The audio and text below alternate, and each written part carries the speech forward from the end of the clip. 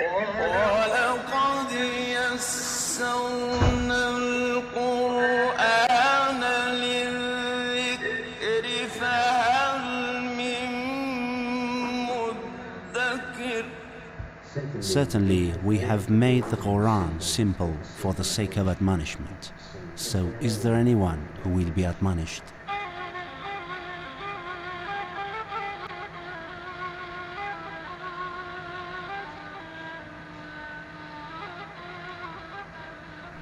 Path towards enlightenment.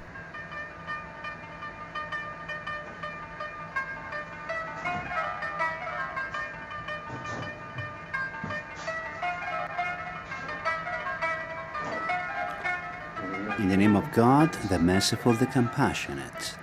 Salam and welcome to the weekly program on a fluent and easy to understand explanation of the ayahs of the Holy Quran, titled Path Towards Enlightenment. We start from where we left you, and here is ayah 12 of Surah Naml.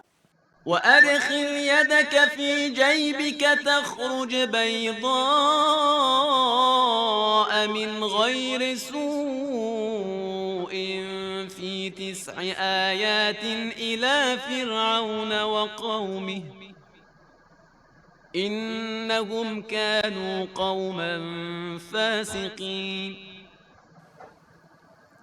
Insert your hand into your bosom.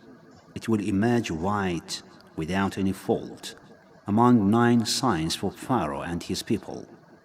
Indeed, they are a transgressing lot.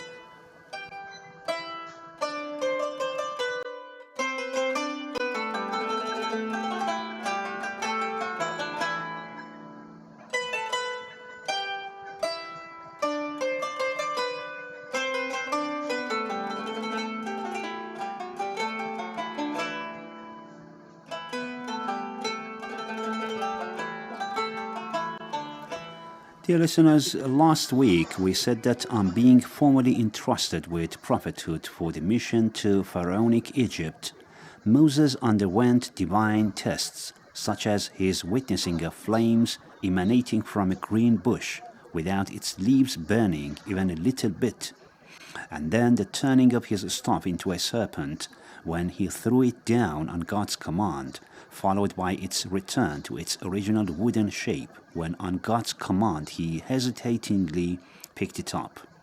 These were indeed miracles, and as is indicated by the ayahs that we recited to you now, God shows him another miracle. Now Moses is asked to insert his palm into his clothes towards the bosom and then take it out to find how it has amazingly become bright white without any blemish. The ayah then means to say that your miracles are not just these 2, but they are 9, and the 7 others will be shown to you later when you invite Pharaoh, the Egyptians and the Israelites to monotheism, so that no excuse is left for them. From this ayah we learn that nature, despite its orderly cycle of developments in keeping with its essence of creation, is after all subject to the command of its creator, the one and only God, who whenever he deems necessary turns it into a phenomenon that is in complete contrast to its essence. And at times, God makes such miracles fully manifest in order to convince the skeptics and doubters, in order to enable them to use their intellect to discover the truth, even though hardcore infidels may not wriggle out from the grip of the Satan to believe in the one and only God.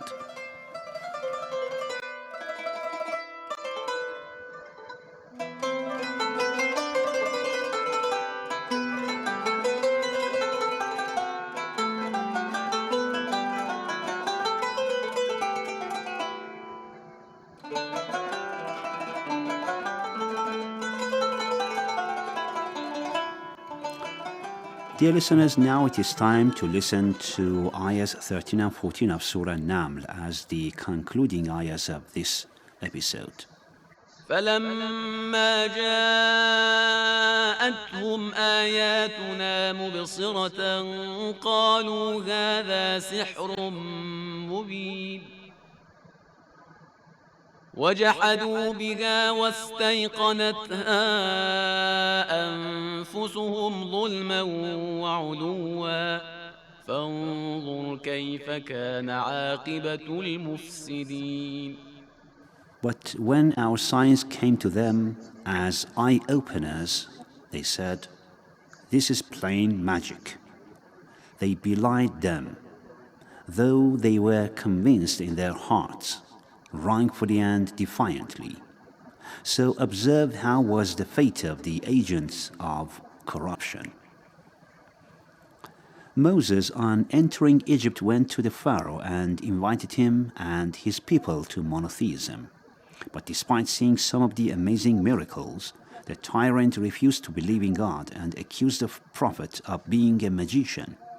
As is clear from the wordings of the ayah, although the Pharaoh and his courtiers were convinced deep down in their heart about the truthfulness of the words of Prophet Moses, vain pride and satanic inclinations prevented them from acknowledging the truth. They thought that they were culturally and politically superior to Moses and should not accept his words. The result was that they wronged themselves and the others and were eventually destroyed. God asks us to contemplate on the factors that led to the annihilation of the oppressors and the corrupt, so that we should learn lessons and avoid such a dangerous fate. These two ayahs teach us the following points.